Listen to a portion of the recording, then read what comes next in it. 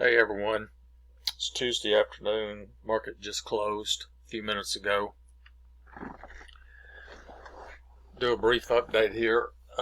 Been waiting for something a little more concrete, but we're not getting really any help from the market.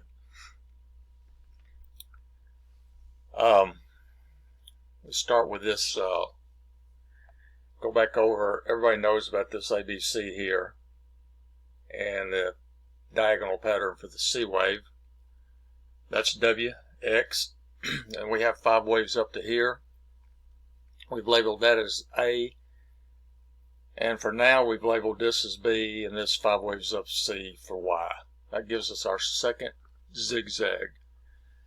And then we'll go over why we've labeled it like this.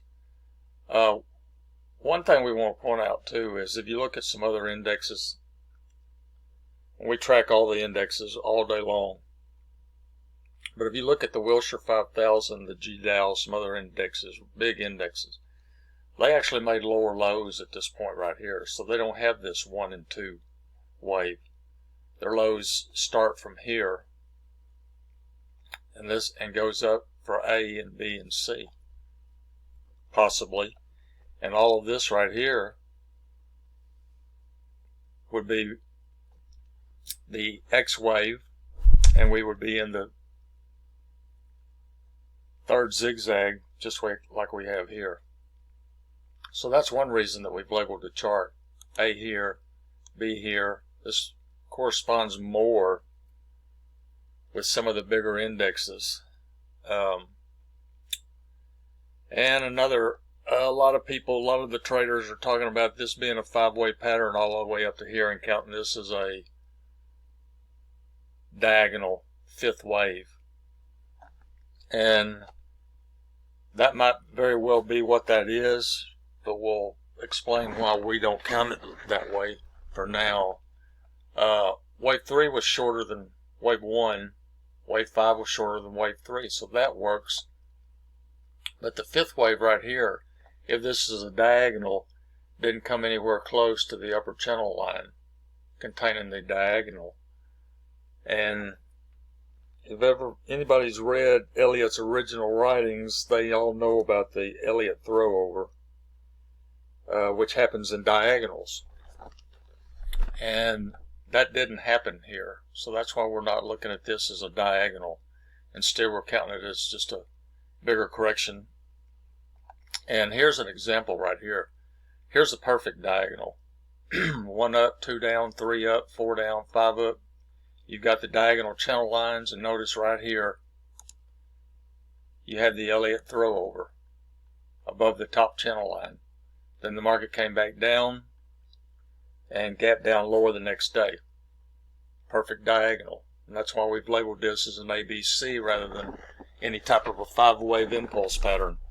It may turn out to be that we have to count it that way, because a 1 wave, if this was a 1 wave, starting a new bull move back up, 1 wave can take a lot of different shapes. But for now, in our opinion, this is a perfect diagonal, and that's why it gets the ABC W. X, 5 waves up. It's plain to see this 5 waves right here in the S&P and the Dow. A, B, and C. Now we did a ABC down for the second X wave. And notice that we've, if this is the A wave right here, this move up right here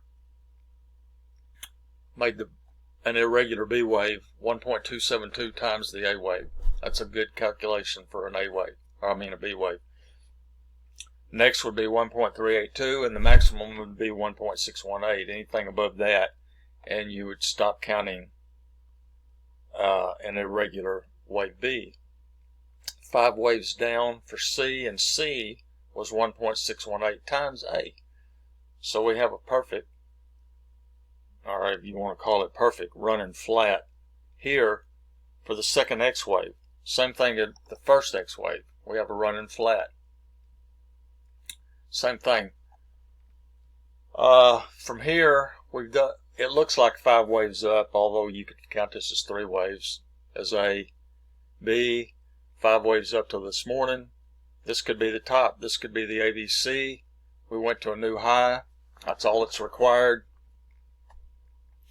However, it would have looked a lot better if this A wave had have managed to go a little higher, had it broke this high right here. It would have looked a lot better. But it didn't. So we got 5 waves here and C, and we just went ahead for the time being, labeled this as the third zigzag and C, or Z. But we're not getting very much confirmation. The market did, going into the close, come down and tag the trend line again and hit the 50% retracement of this 5-wave pattern right here. So this qualifies this. If it wants to be, this could be a fourth or a second. So this could be the first wave of wave C. This could be the second wave. We could do 3, 4, and 5 to finish wave C higher.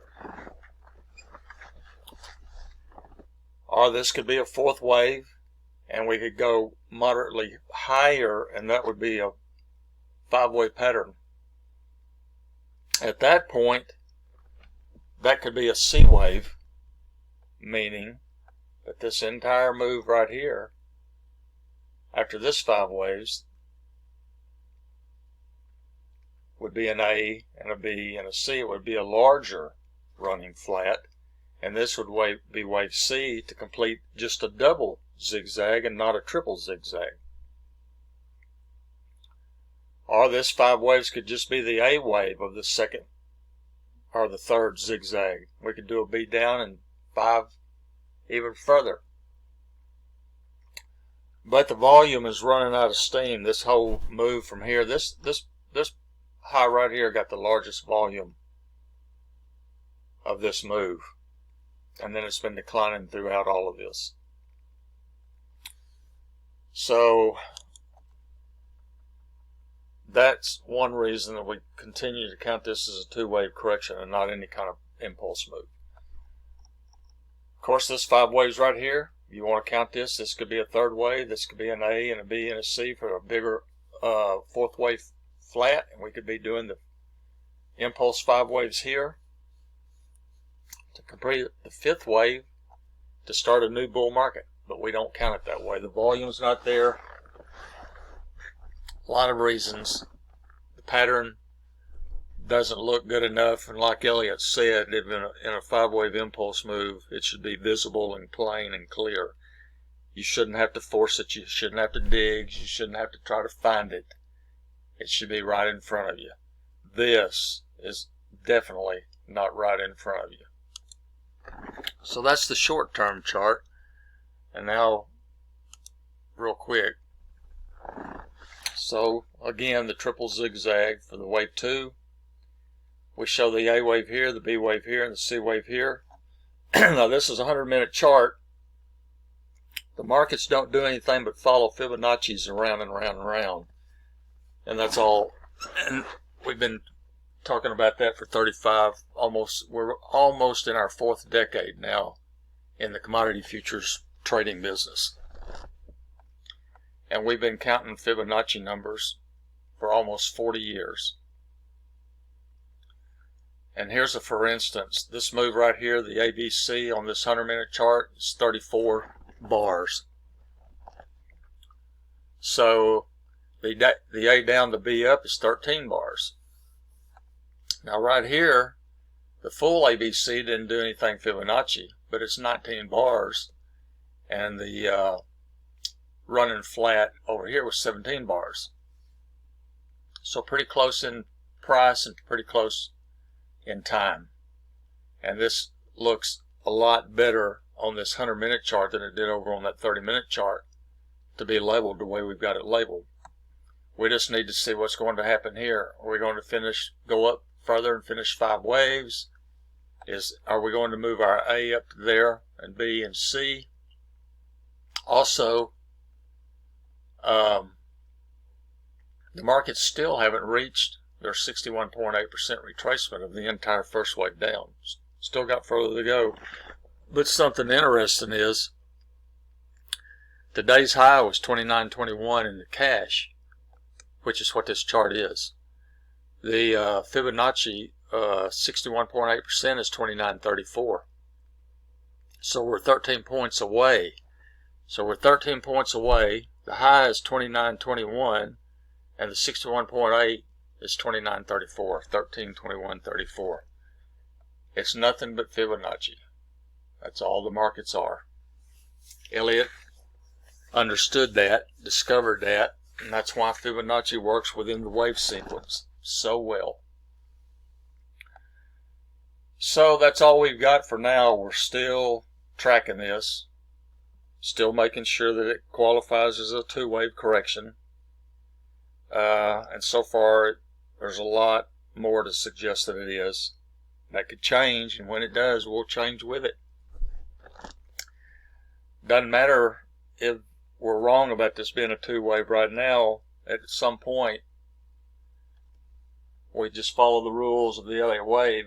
We'll know that that's wrong, and we'll adjust our count and still keep making money. So that's all we got for now. We'll be back tomorrow. If this breaks down, if this trend line goes, and this low goes, and this low goes, then we're done. Wave 2's in place. And if that happens, we'll be back with an update. And if the market continues to grind higher, we'll do another video, do another blog, probably tomorrow, do another video on Thursday.